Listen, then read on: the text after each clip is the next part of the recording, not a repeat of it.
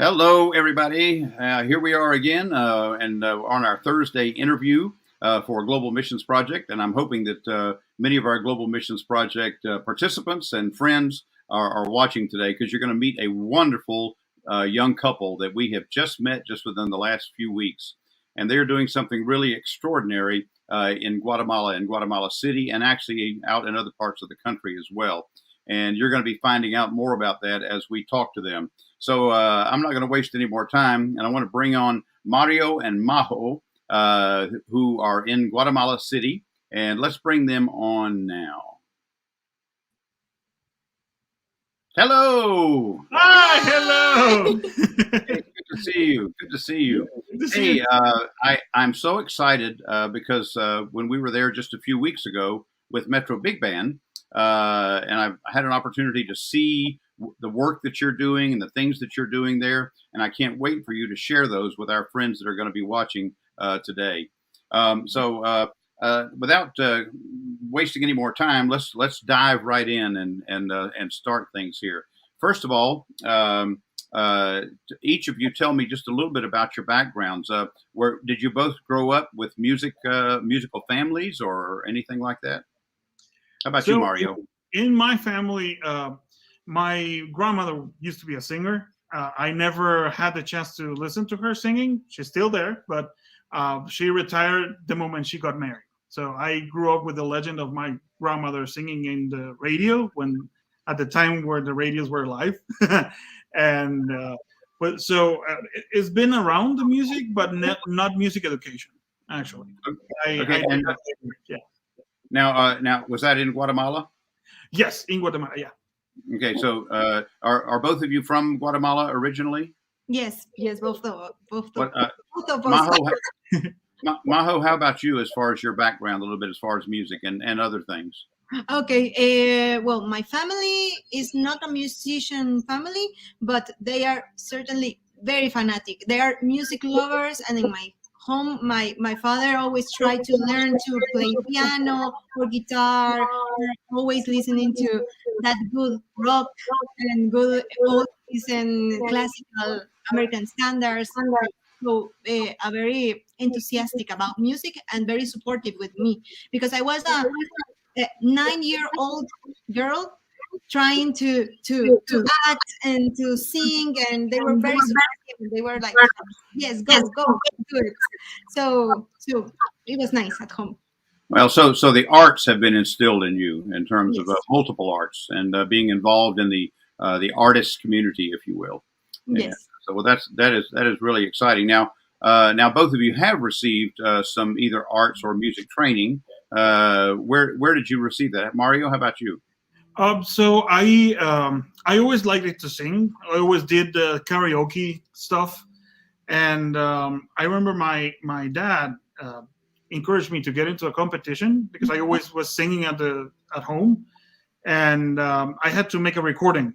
It was my first experience in a recording studio, so I did the demo to get into the competition, and that recording went from hand to hand to Eber Morales' hands, and he introduced me to Maestro Luis Giron. He was one of the few opera teachers in Guatemala. So I started to study with him right away.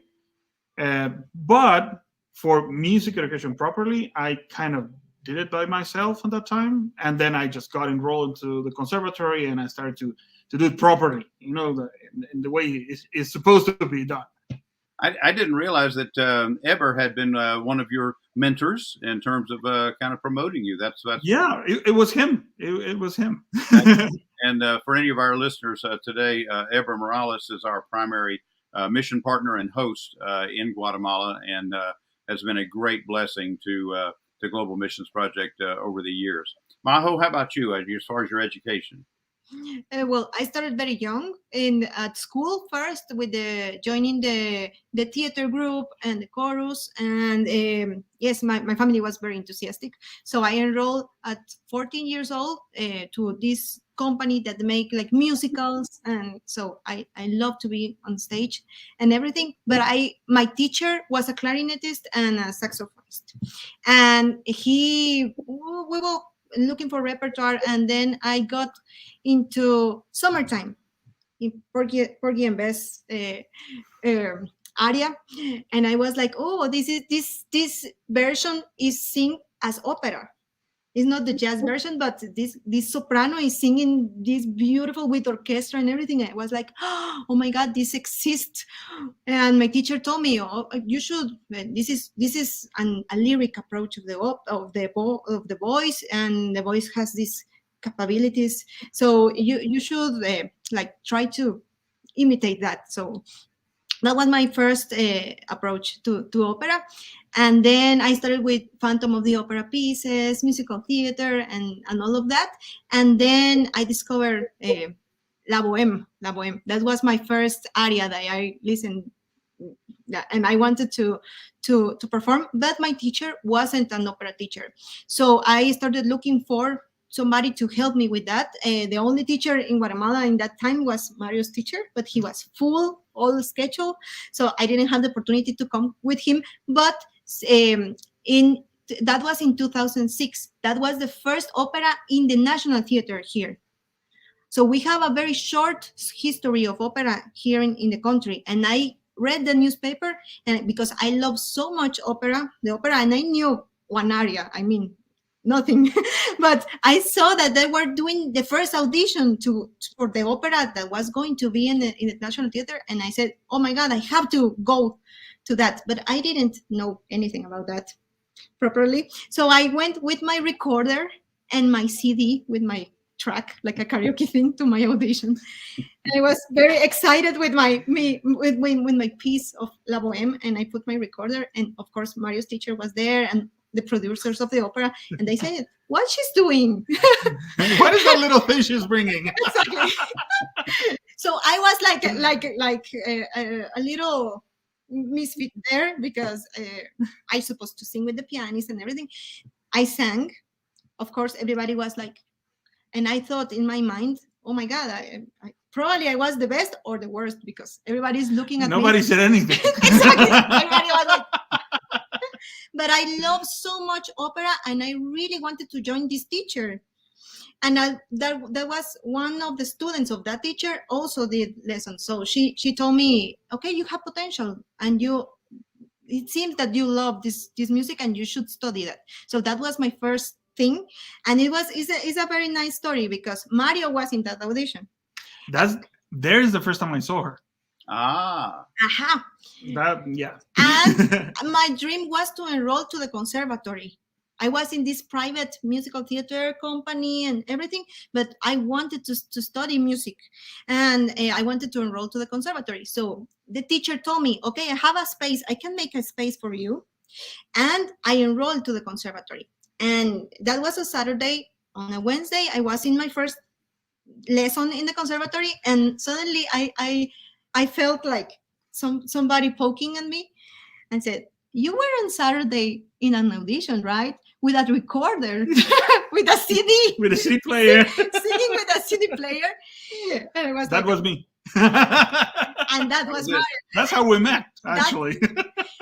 So he told me, okay, I was listening to you, and I liked it. I like you. And we started then our friendship and our relationship. So it's very nice to meet. She was tough because we were friends for a couple of years until I won, and then we started our relationship. Now, Mario, just out of curiosity, I do know that you just returned from a trip, and just tell me what you were doing on that trip. Well, I was in San Francisco with San Francisco Symphony singing Beethoven's Ninth. So it for me was a very special thing, because it's the first performance they have since the pandemic started. Mm-hmm. So it's the going back to the stage, and it's a beautiful piece. Yeah. In that kind of the message it sends. Yeah. Is of hope and friendship and brotherhood, basically, and it's a beautiful message. It's a super powerful piece, and I was very excited that they invited me to do the tenor solo part. So I am very honored. I love and of course I love that the Schiller lyrics too, the Ode to Joy. It's this Yes, finally to have joy again. yeah. And for any of you that are not familiar with all of the Beethoven Ninth Symphony and the structure, but I mean it's a large orchestra with a large choir and with four soloists, and Mario was the tenor soloist within the four soloists, and it's a very dynamic role and a significant one. So, and I guess most of you that are listening today have picked up the fact that they're both singers, and we haven't really talked about that, but they both are wonderful, wonderful singers. Well, I want to leap ahead real quickly here to what you're doing now there in Guatemala City, because what we discovered when we were there just a few weeks ago was something that I felt was extraordinary in terms of the instruction and the things that you're doing. So I want you to tell me a little bit about the vision for the music school, the concept of what you're doing there. So whichever one of you wants to start is fine. So I was telling my story because I want to put you in context that we didn't have like a platform for classical music here in Guatemala and opera. So what inspired us, because there were few teachers, no operas all the time. That was the first opera in the country, but we really had a very short history and no tradition of opera here that much. And we had these companies coming from abroad, taking the production, doing the opera and going away. So they didn't create really a legacy, school for Guatemalans to keep the process to be constant in progressing into opera. So our dream when we met was to create this platform for opera, and we created the kind of the first lyric opera in our country. Like, this is a private company that we are doing creating like chorus and orchestra, all the stage things, creating all the team, a multidisciplinary team to create opera. So we started 5 years ago. We finally got the support to do full stage things at the National Theater. That was a blessing because they were sold out. What big productions? I mean, for La Boheme, we had in all the production 400 people hired. So it was like a blessing. It was a big team.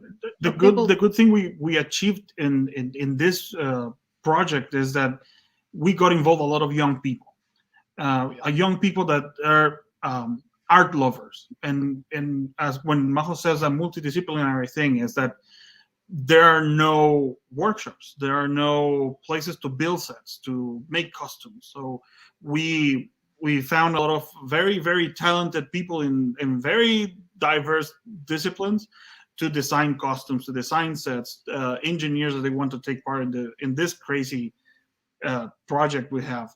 So we started to do the beginning of an industry, the art, the performing art industry.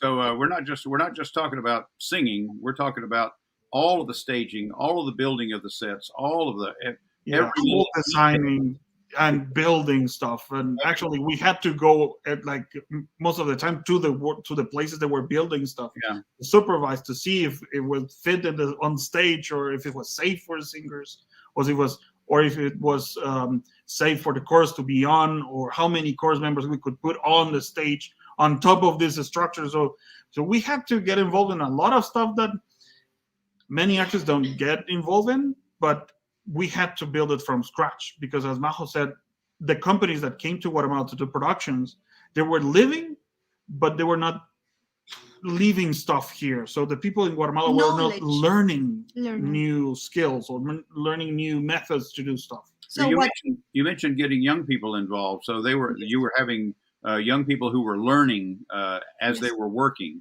Actually, all the team was very young range. I mean, 20s in 20s, 30s, and yes, has been an achievement, and we are very proud of it. It has been a blessing and a road to get here, because we didn't have the infrastructure here to do all of this. So we found the necessity to create also a music school that is what you found here. El Centro de Perfeccionamiento de las Artes is this center that was a dream as well, to give the knowledge and to teach and to create like an ecosystem for the youth orchestra and for the chorus members. So we grow together, and in the future maybe we are a philharmonic and a opera theater like in the United States or in Germany, that they have the fixed ensemble, and we can do more often the production. So that's the dream with that. Tell me about the general age of the students that are involved in the music school. About how old are these students that are learning? Well, we have our youngest now is 12. I think it's about to become 13 He's in a couple of weeks. Yeah, it's plays trombone. And from there till how old they want to come and play with us. One of the things that we want to be sure all the time is they come from different projects. In Guatemala, there are musical projects that they learn the basics. They learn to play. Very good musicians have come from those programs. One is the municipality, the mayor has a program in the Guatemala city, and the conservatory also. So what we are, our main goal here is for them to achieve a different level.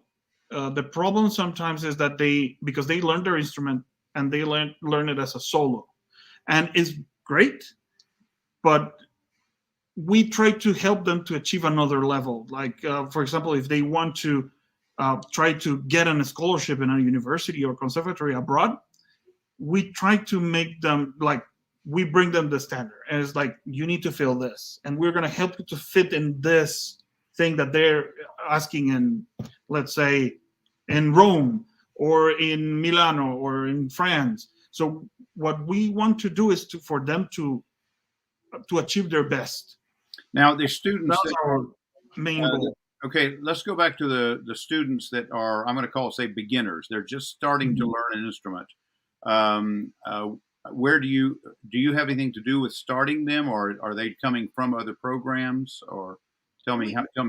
Okay, we have two variants. We have one for the beginners, like from zero. So we have teachers to be in charge of them, and the more advanced, they audition for the orchestra program and for the symphonic chorus program. So that's the two things we do with the orchestra practice and the chorus practice, and those for more advanced. And what he's telling Mario, that all these programs that are in the city, they come from those, and some of them they play very well, but they need the extra step to achieve, to win an audition, or to gain to be a professional performers.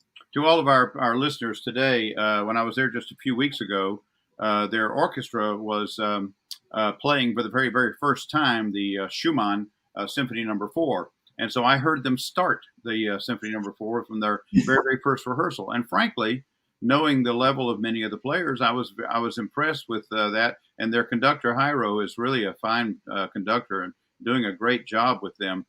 So Majo just sent me a video a day or two ago of where they are now in development on that particular symphony, and I'm amazed at how much. I mean, the growth that the excellence that they are achieving.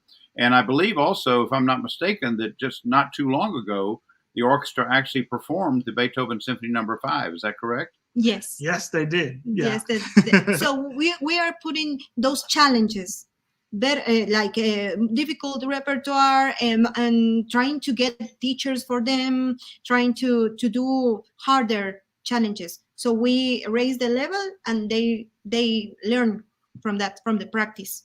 Well, for all of our GMP people that are working, this is something that's very different for us in terms of pursuing this with Mario and Majo. But I see it as being very, very fruitful. And they are totally open to what we do as Global Missions Project in terms of coming in to teach, to do master classes, to be a part of rehearsal techniques, all of the things that we do musically, along with what we do with our faith in our sharing. And so I am very, very thankful for that today. Once again, I was so impressed just a few weeks ago, and I can't wait to go back we're actually returning to Guatemala on December the 27th with a 35-piece orchestra, and we will actually be joining together with their orchestra to do a concert of my music. And it's awesome. I'll be sending all that down to them in just a couple of days. But we're really looking forward to that project back in Guatemala again. Guatemala has proven to be a very fruitful place for us to go, primarily because of our host, Ever Morales, and he is an incredibly well-connected musician in Guatemala. Yes. He's Tío Ever. And people know who he is, and he's been a great sponsor for us and a host for us. Mario and Majo, we're really out of time here, but I would like to know, do you have any parting words for our GMP people who are coming to see you at the end of the year? Yes, I want to thank you really deeply for what you have done with the students here, with everybody, because not only your musicianship, your mission, but all the learning they had, but the example, all you being the example of being an instrument to make music and to convert and to transform people through your music really was an example for us of what a talent, a gift is for. So that has been amazing for us. Thank you so much, because you touched with your music everybody here, and we told the students, okay, that is music about, to share, to give, to transform. So thank you so much for your mission. It has been amazing. We are very grateful. Can't wait to have you here again. And really was you stamp us with everything you are doing. Thank you so much. Yeah, thank you so much. Definitely it was an amazing experience having you here a couple of weeks ago, and I'm sure it's going to be beautiful, awesome, and it's going to transform a lot of lives here. As Majo said, it's beautiful to see how you, with your talent, put it on service of your faith, and how you communicate that, how you show it. It's not the same to say it or show it, and they got to see it. That's what I like about it. And it's inspirational. I am really grateful that you came and that you're coming back. Well, we will see you very, very soon. And to all of my GMP people who are watching today, I hope that you'll be praying for us as we plan to go back down to Guatemala. And it's not too late if you want to jump on board and come with us too. Yes, come. Come. So anyway, Mario and Majo, thank you so much for being with us today. And we'll see you again soon. Yes, you too. that is Thank you so exciting. much. Thank you so much, everybody. Bye.